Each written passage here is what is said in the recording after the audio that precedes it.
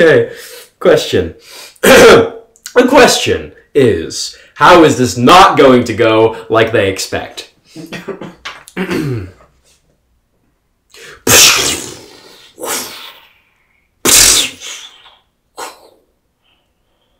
It was a dark and stormy night.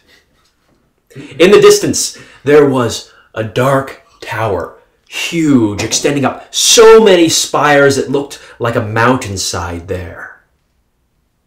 From its surfaces, its balconies, its rooftops, there could be seen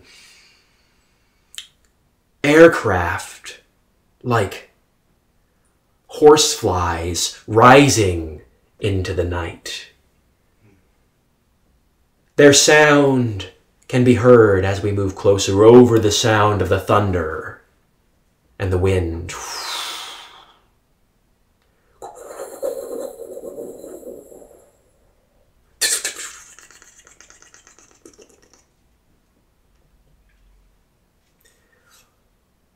We move close enough that on one deck of this great dark tower, we are able to see little figures scurry about. They are young men and women there in the night. Two huddled together, looking up into the sky and back down. The man, really little more than a boy, a youth, says, "Ah, fuck us! Look what's coming in! It'll make this a lot harder." "No, you're misunderstanding," she says back to him. "This is perfect! The weather is perfect! Great deeds afoot!" He says, "Keep your voice down!" very loudly, and the two of them glance around suspiciously for a moment. "Trust me, it's better this way," she says. "For our heroic adventure, it creates the appropriate ambiance." You can even hear the capitalization of heroic adventure when she says it.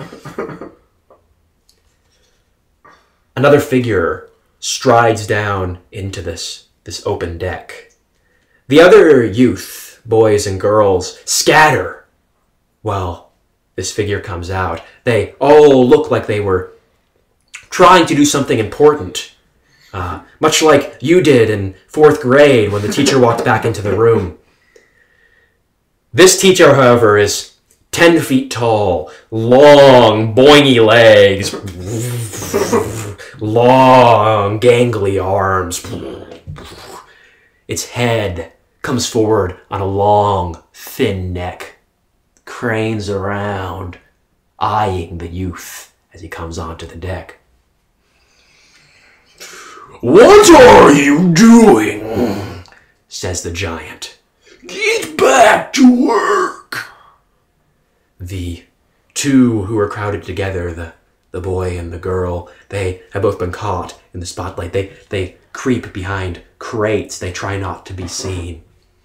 "There's a vessel incoming," says the giant. "Everyone prepare for it." Everyone knows their assigned duties. They run to their various stations. They prepare for the incoming ship.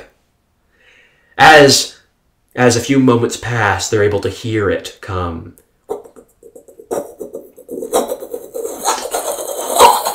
It becomes overwhelmingly deafening, and in the center of the hangar, the dust and debris begins to be stirred up in a vortex. A shadow casts down, a great shadow casting over the hangar, and there is a ship that comes in, settling down. Beneath are the rotors that propel the ship, but above it has sails like the sails of a seafaring vessel.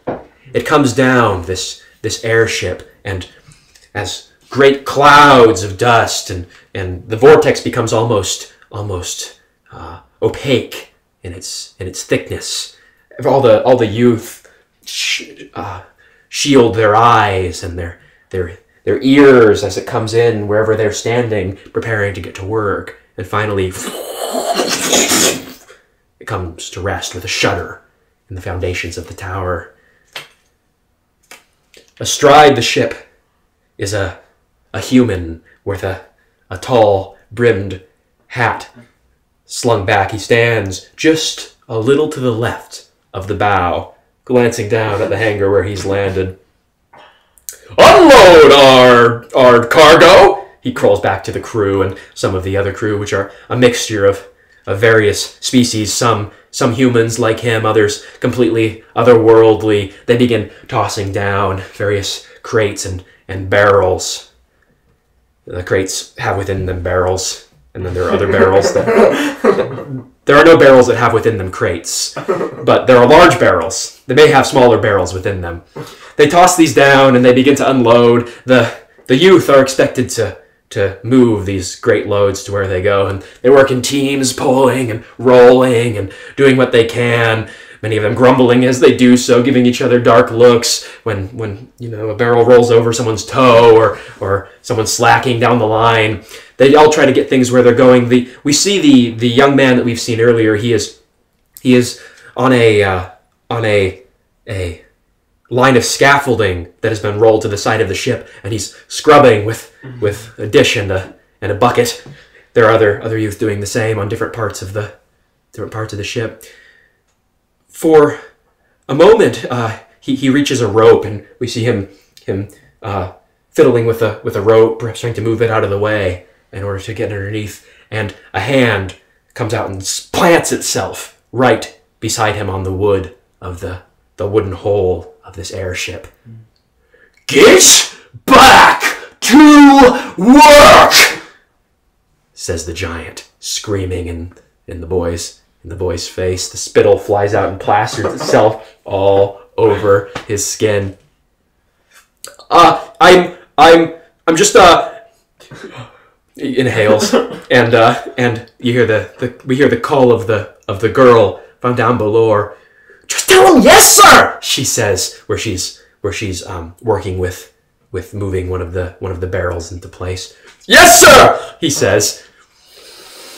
The giant inhales one deep breath and then turns away again, walking with his great bouncy strides to his next target.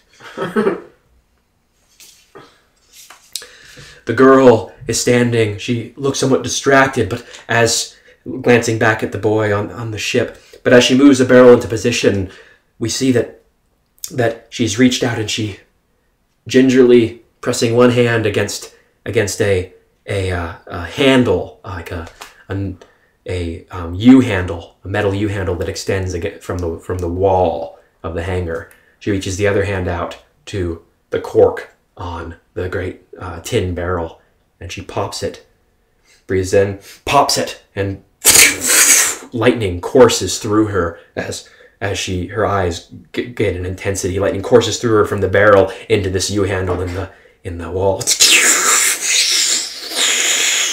And as she moves, her eyes follow the lightning through her, and we see she's able, as some of it arcs out from her body. She watches it with her eyes and wills it back into her, arching back into the other side until she's done, breathing deeply. They repeat this several times. Some of the other youth doing the same. Most steer clear of the ones who are moving the lightning into the tower, and before long the cargo has been unloaded. "Well then," says the captain, "I believe that's all we came to do here for. Profits are a-wasting," he says. The giant says, "Well, you won't be staying for any refreshments then?" No time, says the captain. "Time is money, and money is what we need." The boy has come back down from his scaffolding now. The children all know what's next. The youth all know what's next. They're running back to their hiding places before this thing takes off and blinds them or severs their limbs. Before another moment's passed, the giant has turned around and is beginning to what's the word? Jounce back to the entry to the cargo door bay, and the engines have begun. And gradually the ship starts to rise into the air. It starts to sail out of the hangar, out through the top and at an angle, beginning to trail away into the sky, and the girl shoots a look to the boy.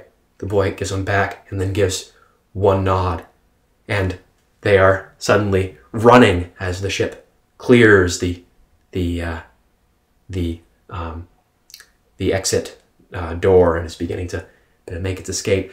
They run, and the boy leaps first, and there is a rope that trails down, hanging just now, leaving the ground of the hangar, and he grabs on.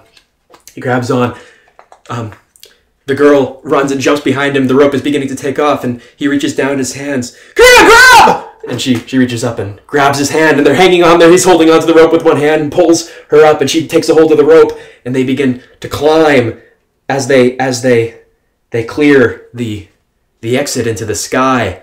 The rope is beginning to trail out horizontal as the ship begins to speed away through the air. They're holding on to the rope. The beginning of precipitation splashing against their skin and their eyes. The boy wears goggles from the work, and it splatters them, and they begin to crawl up the wet rigging, the wet rope. They're in the tower appears behind them now, and there is an infinite distance down into the fog and the mists down below that spread across the ground here. And there's lightning in the sky up above, in the distance, and the thunder in their ears. Still, as they climb the rope towards the ship.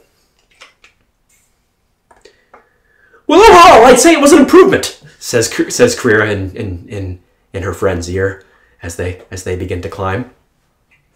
He nods. I'd agree. This is a mite bit better than our previous living situation.